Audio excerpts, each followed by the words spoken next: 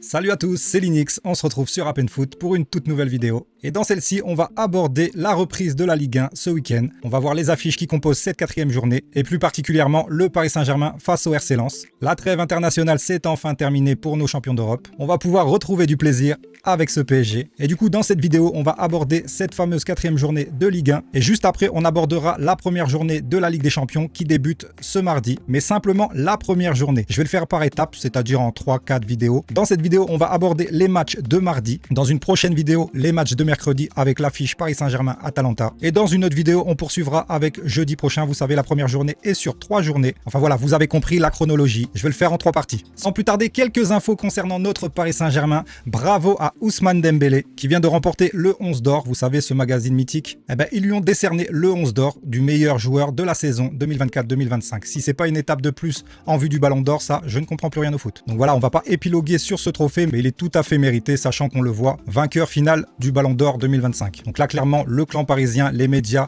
la France en général, est plutôt en propagande pour Ousmane Dembélé. Le lundi 22 septembre, on essaiera de vivre ça en direct. J'essaierai de faire mon premier live, si ça vous tente, dites-moi en commentaire. En tout cas, pour Dembouz, il est vraiment bien parti pour remporter ce trophée. Donc là, effectivement, on le reverra pas sur les terrains. Est-ce que c'est pas plus mal? Au moins, on s'arrête sur toutes les bonnes prestations qu'il a pu avoir d'ici là. Et sincèrement, ma conviction, c'est qu'il remportera le Ballon d'Or. C'est inévitable pour moi. Ne parlez pas de Yamal, ne parlez pas de Rafinha. Ces joueurs-là n'ont pas remporté la Ligue des Champions. Ces joueurs-là n'ont pas amené leur équipe au sommet cette année. Le point de repère étant bien entendu les coupes internationales. Donc on souhaite bon rétablissement à Ousmane et en espérant que ce 22 septembre, il sera couronné du titre ultime individuel. Une autre info, vous le connaissez peut-être, Raphaël Paul, c'est l'adjoint de Luis Enrique qui est actuellement en Espagne. Vous le savez, il a eu un accident de vélo et s'est fracturé la clavicule. Donc il a bien été opéré, mais il est toujours en Espagne et en convalescence. Donc Raphaël Paul, son adjoint, a pris en charge les entraînements et sera même sur le banc ce dimanche face au RC Lens pour coacher l'équipe. Donc on va lui faire confiance. Il a les mêmes principes que Luis Enrique. Ça sera à lui de gérer l'effectif, de faire les changements, de faire la compo. Donc je vous mets au défi de trouver sa composition. Ça va être plutôt dur, je pense. Et je pense aussi qu'il aura carte blanche pour faire ce qu'il veut sur ce match-là. Espérons quand même qu'on récupère Luis Enrique pour le début de la Ligue des Champions mercredi prochain. Mais bon, on va lui faire totalement confiance pour ce match. Ce match, malgré les blessures,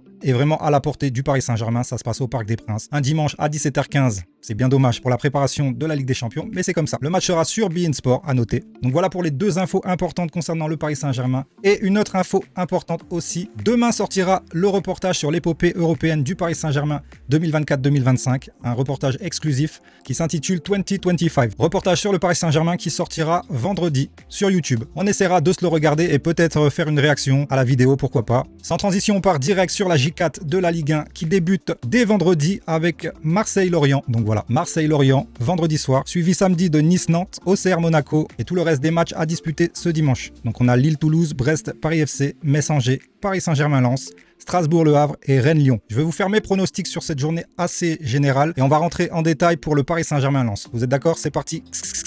Donc Marseille-Lorient. On peut aller voir ce que ça vaut. Alors, l'OM a fait quoi? On va pas prendre en compte les matchs amicaux. Première journée, défaite à Rennes, on s'en rappelle, 1-0. Une victoire à domicile, 5-2, assez trompeur, je trouve. Je vous rappelle qu'ils menaient 2-0, qu'ils se sont fait reprendre 2-2 avant que le Paris FC s'écrase. Tant mieux pour eux, c'est la seule fois où ils peuvent battre Paris FC. Et ils restent sur une défaite à Lyon 1-0. Donc voilà, je les vois pas en ouf, Marseille, je vous le dis direct. Cette année, malgré tout le recrutement qu'ils ont eu, malgré le mercato qu'ils ont fait, pour moi, ça montre simplement de l'instabilité. Les joueurs qu'ils ont été chercher, ils ont pris ça comme des opportunités pour étoffer l'effectif, sachant qu'ils vont jouer sur plusieurs tableaux cette saison. Vous allez voir que c'est pas pareil que l'année dernière et vous allez y laisser des miettes. Je vous le dis sincèrement, je vois vraiment pas Marseille en ouf cette année. Je les vois même hors top 3 à la fin de la saison, pour vous dire. Mais sur ce match, face à un Lorient assez pitoyable, il reste quand même sur un 7-1 à domicile contre Lille. Donc pour moi, c'est vraiment pas ouf. Lorient qui avait gagné quand même 4-0 contre Rennes. Tu te demandes comment? Une journée avant, tu gagnes 4-0 contre Rennes. La journée d'après, tu te fais tabasser à un score fleuve contre Lille. Je sais pas. Je sais pas comment prendre cette équipe de Lorient. Lorient qui avait débuté par une défaite à Auxerre, 1-0. Donc voilà, j'ai l'impression que c'est tout ou rien avec eux. Mais sur ce match, au Vélodrome, un vendredi soir en Mondiovision, comme on va dire, même si tout le monde ne les regarde pas, je vois quand même Marseille se mettre à l'abri avant cette semaine qui les attend. Je pense vraiment qu'ils vont rien comprendre. Déplacement au Bernabéu, on va y revenir tout à l'heure. Et le Classico, le week-end prochain, Marseille-Paris Saint-Germain. Donc voilà, grosse semaine qui les attend. Ils ont vraiment tout à gagner ce match dès vendredi, qui les replacerait un peu au classement, parce que là, ils sont même pas dans la première partie de tableau. Donc pour vous dire, je les vois quand même gagner Lorient me paraît assez fébrile, assez faiblard. Et ça ne m'étonnerait pas que ça soit une équipe qui descende dès la saison prochaine. Donc je pars sur Marseille qui misera tout sur ce match pour remonter au classement avant de se faire talquer les fesses la semaine prochaine sur les 2 prochains matchs qui les attendent. Real Madrid, Paris Saint-Germain. Victoire de Marseille, je dirais 3-1. On passe sur le prochain match. On a un Nice-Nantes. Alors voilà, vous regardez les derniers résultats vraiment dégueulasses pour les deux équipes. Nice qui reste sur une défaite au Havre 3-1, qui avait gagné à domicile contre Auxerre 3-1. Et en première journée, s'était incliné à domicile 1-0 contre Toulouse. Donc assez mitigé. Autant que Nantes, qui reste sur une victoire face à Auxerre 1-0. Une défaite à Strasbourg 1-0. Et on s'en rappelle en première journée, Nantes-PSG, victoire du Paris Saint-Germain 1-0 là-bas. Autrement dit, assez bonne défense sur ce début de saison, parce que 2 défaites 1-0, mais pas grosse attaque, on va se le dire. Et un Nice assez imprévisible, qui sait mettre autant 3 buts que en prendre 3. Moi, sincèrement, sur ce match, je partirai sur un match nul, un partout. Le match suivant, Auxerre-Monaco. Auxerre assez bancal, hein, donc on l'a dit, une victoire à domicile contre Lorient 1-0, une défaite à Nice 3-1 et une défaite à Nantes 1-0. Un Monaco assez en dents de scie, mais quand même 2 victoires sur 3 matchs, victoire contre le Havre 3-1 à domicile, une défaite à Lille 1-0 et une victoire à domicile 3-2. Je les sens assez fébriles défensivement Monaco cette saison. Je pense qu'ils prendront pas mal de buts, mais en face c'est Auxerre quoi. Mais c'est Auxerre à Auxerre et c'est là que j'estime qu'on peut trouver la première surprise de la Ligue 1. Je vois un Monaco la tête déjà à la Ligue des Champions, donc retour de trêve, peut-être avec un effectif remanié pour cette reprise et je les vois flancher à Auxerre. Je sais pas pourquoi mais je les vois flancher à Auxerre, disons 2-1 pour Auxerre. Match suivant, Lille-Toulouse. Donc Lille to win ou Lille to lose? On va savoir ça assez rapidement. Un Lille assez en forme qui ont commencé par un 3-3 à Brest, spectaculaire. Une victoire face à Monaco 1-0 et une déferlante à Lorient 7-1. Donc là je les sens plutôt sur une bonne dynamique. Face à un Toulouse qui s'est fait rafaler par Paris mais néanmoins a réussi à coller 3 buts, 6-3. Une victoire à domicile contre Brest 2-0.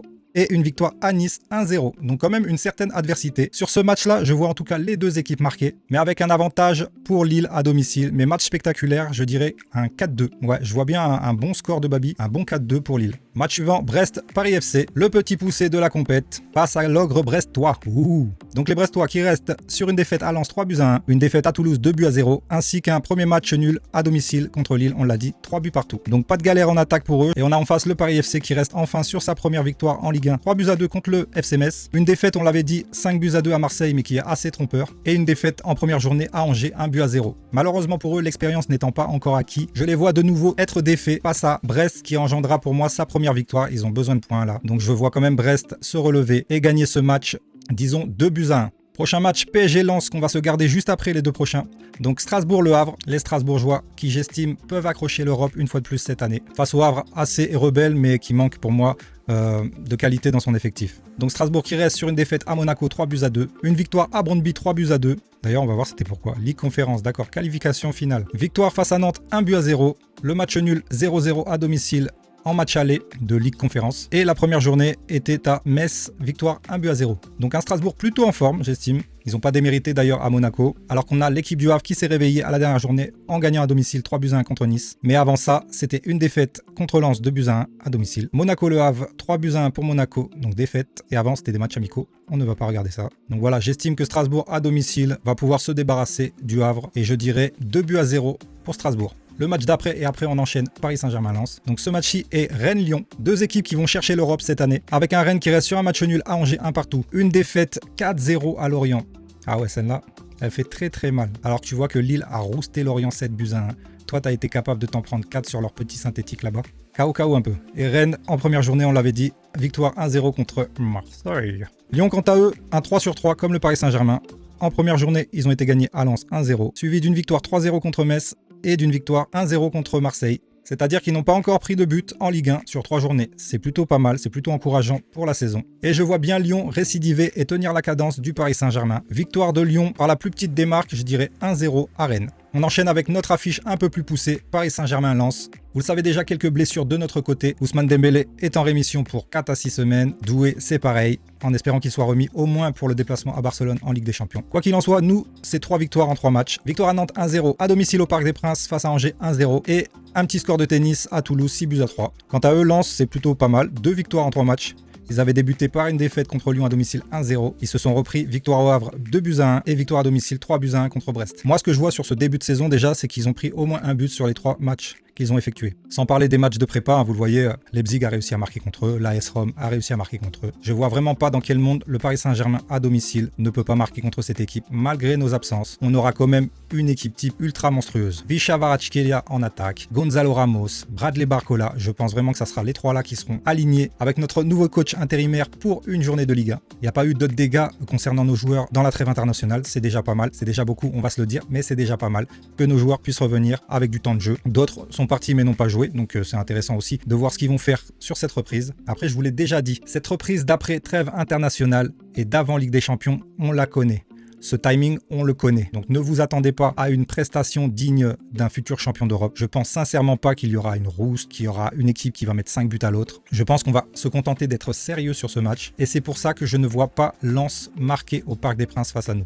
Déjà d'une. Le Paris Saint-Germain a toujours su gérer ce genre de match, après trêve, avant LDC. Mais rarement il y a eu du spectacle. C'est pour ça que je vois, je vous le dis direct, une victoire assez courte, 2-0 pour Paris. De quoi se mettre en confiance, de quoi rester dans la cadence qu'on a imposée en Ligue 1. Et je nous vois faire du coup le 4/4, accompagné sûrement de Lyon. À domicile contre Brest, la compo était telle. Risser au goal, Eudol, Sarr, Gradit, Aguiliar, Thomasson, Sangaré, Machado, Saïd, Thauvin, et je l'avais oublié. J'avais vraiment oublié que Florian Thauvin était revenu en Ligue 1, c'est vrai. On va pouvoir le voir au Parc des Princes, mais je vous assure qu'il va absolument rien faire. Il va se coltiner un João Neves, et ça va pas être beau pour lui. Et Fofana en attaque. Est-ce qu'il a marqué? Non, il a même pas encore marqué pour eux, donc je les vois vraiment, ouais. Paris Saint-Germain faire un clean sheet à domicile. Je pense sincèrement que c'est plausible, que ça va se faire même. On a un RC Lens à l'extérieur, plutôt pas mal. Dans ses amicaux, ils ont fait quoi? On a un RC Lens qui avait pourtant pas mal débuté ses matchs amicaux. Victoire au Wolverhampton en Angleterre, 3-1, avant la défaite contre la Roma. Ouais, pour moi, non. Non, c'était bon quand ils ont fini derrière nous en championnat il y a quelques années,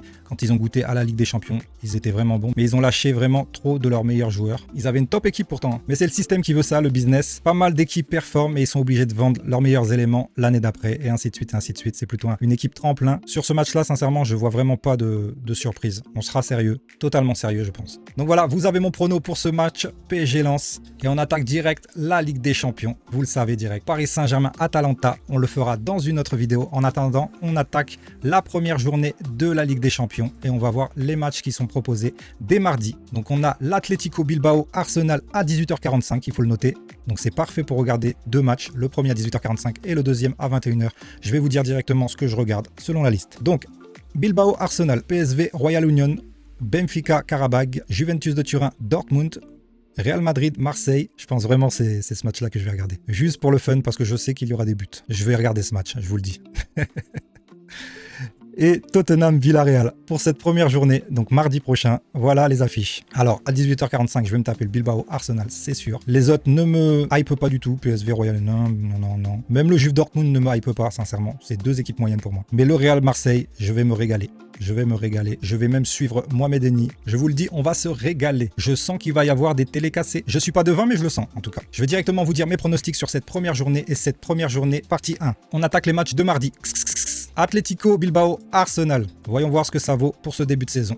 Arsenal ultra renforcé cet été. Bilbao, j'ai pas trop vu de mouvement chez eux, mais ils ont quand même gardé Nico Williams, donc c'est plutôt pas mal. De l'image que j'ai d'eux par rapport à l'année dernière, je les vois assez solides défensivement, de même que Arsenal. Voilà pourquoi dans ce match, je vois vraiment pas une rafale de buts, sincèrement. S'il y en a un, c'est déjà énorme. Donc, défait contre Osasuna 1-0, c'est une surprise. Ils sont déjà là. 4e, ouais, ils vont être déjà à la 5e journée du coup en Liga. Il me semble que c'est ça, hein. Atlético Bilbao Séville, c'était la première journée, ouais, c'est ça. Victoire 3-2 contre Séville, victoire 1-0 contre Vallecano, victoire à Bilbao 2-1 et défait à domicile contre Osasuna 1-0. Malgré tout ça, je les vois cette saison prendre pas mal de buts. Intriguant tout ça. Avant de regarder les résultats des équipes, j'étais vraiment parti pour un Bilbao ultra défensif, un retour en Ligue des Champions assez lointain pour eux. Donc ils ont goûté l'Europa League l'année dernière, ils auraient pu jouer une finale chez eux, ça ne s'est pas fait. Est-ce que la marche n'est pas trop haute pour eux pour cette compétition? On va le savoir assez rapidement. Cependant, Arsenal à l'extérieur en Ligue des Champions, je ne leur ai jamais fait confiance. Est-ce qu'il ne faudra pas un petit peu de temps que l'huile reprenne dans cette compétition pour eux? Malgré tout, on peut voir qu'ils se sont rencontrés en amical et victoire d'Arsenal 3-0. Donc voilà, je vois quand même Arsenal beaucoup plus fort que Bilbao. Même si je ne leur fais pas confiance à l'extérieur, l'adversité est moindre. Donc ils ont quand même été gagnés 1-0 à United. Une victoire rafale contre Leeds 5-0 et une défaite à Liverpool 1-0. C'est vraiment pas dégueulasse. Il faut le dire, ça en Anfield, c'est très dur d'aller réussir à faire un résultat là-bas. Ouais, je sais, on l'a fait nous. Mais quand même, c'est une nouvelle saison. Et je pars sur une victoire, mais courte, d'Arsenal. Pour moi, il y aura 1-0 ou 2-0 Arsenal. Voilà. Je vois pas du tout les deux équipes marquées sur ce match-là. Match suivant, PSV Royal Union, Saint-Gilloise. J'aime beaucoup mes amis belges. Que vaut le PSV en ce début de saison? Défaite à domicile contre Telstar. Ok. Victoire 4-2 contre Groningen. Victoire à Twente 2-0. Et je pense qu'avant, c'était... Ah non, c'est la première journée aussi. Première journée, 6-1 contre le Sparta Rotterdam. Donc ouais, ok. Défaite contre Telstar. Ok. Et quant à nos Belges, qu'est-ce qu'ils ont fait? Alors, je pense que leur championnat PL 3 août, ils ont peut-être commencé plus tôt. Journée 2. Ah oui, les Belges ont repris depuis. Hein. Donc en journée 2, on va aller du coup voir la journée 1. Match nul à Antwerp. On sait qu'Antwerp est une bonne équipe belge. Victoire 5-0 Louvain. Victoire 3-2 à la Gantoise, qui est habituée quand même à concourir en Europe, que ce soit Europa League, Ligue Conférence, peu importe. Victoire contre le Standard de Liège 3-0, 0-0 à la Louvière, et il reste sur une victoire contre Anderlecht 2-0. C'est plutôt pas mal. Hein. Attention, peut-être une première surprise. Eh ben, je vois Royal Union s'imposer au PSV. Ouais, on va faire ça comme ça. S'imposer, peut-être un fait de jeu dans ce match. Peu importe, je les vois s'imposer. Et 2-1, je dirais, pour le Royal Union Saint-Gilloise face au PSV. Allez, je vous envoie un peu de force les Belges. Vous le méritez, sincèrement. Match suivant, Benfica-Karabag. Alors là, j'ai eu pas mal de personnes qui m'ont dit attention à Karabag. Je vais voir pourquoi, je sais pas, je les connais pas trop. Pourquoi attention à Karabag? Donc Benfica, on les connaît assez. Il reste sur une victoire. 2-1 à Alverca. En Ligue des Champions, on sait, ils se sont qualifiés via les barrages. Victoire à domicile contre le Fener 1-0. 3-0 contre Tondela. Le 0-0 au Fener, on s'en rappelle. Et il me semble qu'en première journée, du coup, ils ont été gagnés à Estrella 1-0. Plutôt costaud défensivement avec un Karabag. Alors là, je comprends pas pourquoi on me dit attention à Karabag. 2-0 à Carven, ok. Défaite à domicile contre Ferencváros 3-2. Ah, c'était le match retour, d'accord. Ils avaient été gagnés déjà à Ferencváros 3-1. Ok, un petit relâché, on va dire. Défaite contre Sumkait, je connais pas du tout. Et une victoire 5-1 contre Skendija. Ok. Bon, vu qu'on me dit que attention à Karabag, je vais partir sur Benfica. On va pas chercher plus loin, je sais pas quoi. Benfica fera l'affaire à domicile, je pense. On va pas se méfier des équipes comme Karabag, s'il vous plaît. Je pense que ça peut même être une serpillière. Vous l'avez vu l'année dernière, il y a eu quelques serpillères en Ligue des Champions, notamment des Salzbourg, des Leipzig. Leipzig, 0 victoire. Voilà quoi, ça fera partie, je pense, de ces équipes-là. Victoire Benfica, disons, allez, pour la surprise, 2-1, Karabag qui met un but. 2-1 pour Benfica. Match suivant, Juventus Dortmund.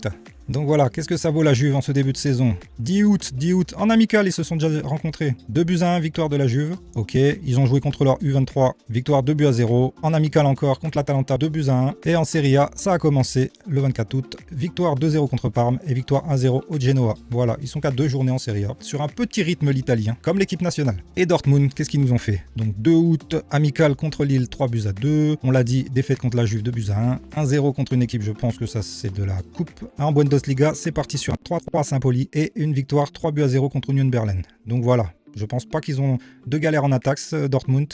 Une équipe expérimentée, cependant c'est à la Juventus et ils arrivent à se transcender à domicile. Je partirai sur une victoire turinoise. Un petit match spectaculaire, 3-2 pour la Juve. Match suivant, on attaque le Real Marseille. L'OM comme disent les Marseillais. Bienvenue en Ligue des Champions, j'ai envie de vous dire. Hein. Bienvenue en Ligue des Champions. Ça faisait longtemps qu'on vous avait pas vu.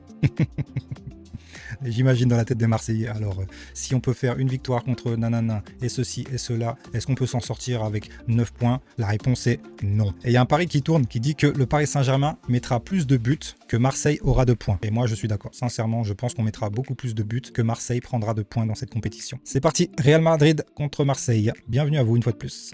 Un Real pourtant que je n'apprécie pas, je vous le dis. Je n'aime pas du tout le Real Madrid. Je les trouve plutôt nuls d'ailleurs. On va pas se cacher. Pour moi, ce n'est pas un gros d'Europe. Il faut arrêter de dire le meilleur club du monde, nanana.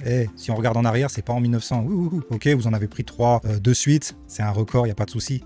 Mais quoi qu'il en soit, actuellement, vous n'êtes pas dans le top 5 des meilleurs clubs du monde. Sincèrement. Donc, petite parenthèse pour vous dire que je suis absolument pas madrilène. Bien loin de ça. Mais quoi qu'il en soit, j'espère que le Real va froisser, va talquer les fesses à Marseille pour leur souhaiter un bon retour dans la compétition.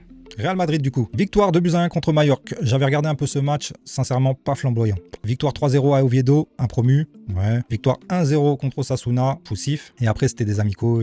Et oh tiens, PSG 4-0. Ouais. Ouais. Et Marseille, on l'a dit, défaite à Lyon, défaite à Rennes. Donc, quand tu vois ça, est-ce que tu te dis défaite à Madrid? Ouais, sincèrement, ouais. Pour moi, ça sera une défaite au Bernabeu pour eux. Et je vois plutôt un 3-0. Généralement, les petits clubs français qui visitent les grosses prennent un 3-0. Brest s'était pris 3-0. Pas mal d'équipes, sauf le Paris Saint-Germain. Nous, on met des 4-0, tu vois, directement. On se fait pas prendre 3-0, on met. Voilà, c'est quoi ces conneries? Donc voilà, ouais, pour moi, net et sans bavure, surtout avec un Kylian Mbappé qui connaît cette équipe, qui adore marquer contre Marseille. Je vois vraiment des télés cassées du côté de Mohamed Eni. Et je vois des Marseillais crier au scandale ou chercher la petite erreur qu'il y a eu pour justifier leur défaite et leur incompétence. Mais bon, là, pour moi, la marche est trop haute. Marseille n'est pas le Paris Saint-Germain. Donc, victoire du Real Madrid, 3-0 pour moi. Match suivante. On va terminer sur ce Tottenham-Villarreal. Et je vous proposerai dans une prochaine partie la suite des matchs du mercredi du coup. Et dans une autre vidéo encore, je pense, la suite des matchs concernant ceux de jeudi. C'est parti pour Tottenham-Villarreal. Donc on a un Tottenham qui reste sur une défaite contre Bournemouth, 1-0, ok, alors qu'il venait de faire une victoire chez les Citizens, 2-0, une victoire contre Burnley, 3-0, et on se rappelle du match en Supercoupe contre le Paris Saint-Germain, qui menait 2-0, se sont fait refaire l'arrière-train pour une égalisation 2 buts partout, et on les a picotés au tir au but. Donc voilà, ils avaient un coup sur le moral, mais ils se sont bien repris avant une défaite surprise contre Bournemouth, ok. Et Villarreal reste sur un match nul à Vigo, une victoire à domicile 5-0 contre Gijón, ah ouais c'est Gijón, qui était en Ligue des Champions l'année dernière et qui dégringole pour moi. Et Oviedo, un petit promu, victoire 2-0. Ok, après des amicaux, pas mal. Victoire contre Arsenal, petite défaite contre Aston Villa, ok. Donc là, ouais, beau match en soi. Si sincèrement il n'y avait pas eu Marseille qui jouait ce match à Bernabeu, j'aurais plutôt regardé ce match. Pour voir peut-être Kolo Muani, comment il se comporte et tout ça. Et tiens, je vois bien un but de Kolo Muani pour sa première. Allez. Néanmoins, je vois sur ce match un match nul. 2 buts partout, assez spectaculaire, mais je vois un match nul sur ce match. Voilà sur cette première partie, on se retrouve pour la prochaine partie. N'hésite pas à t'abonner, à suivre, à comboter tout ça. Mettez-moi les combos, c'est-à-dire le boost de la vidéo, un petit like pour le référencement, vos pronos surtout en commentaire. Ça me fait plaisir d'échanger avec vous. Donc on va continuer sur cette lancée. Vous avez en bas à droite de la vidéo mes réseaux si vous voulez toutefois me rajouter ou me contacter tout simplement. Je réponds sur ces réseaux-là. Je vous dis très prochainement à la partie 2. C'était Linux. Ciao, ciao, ciao.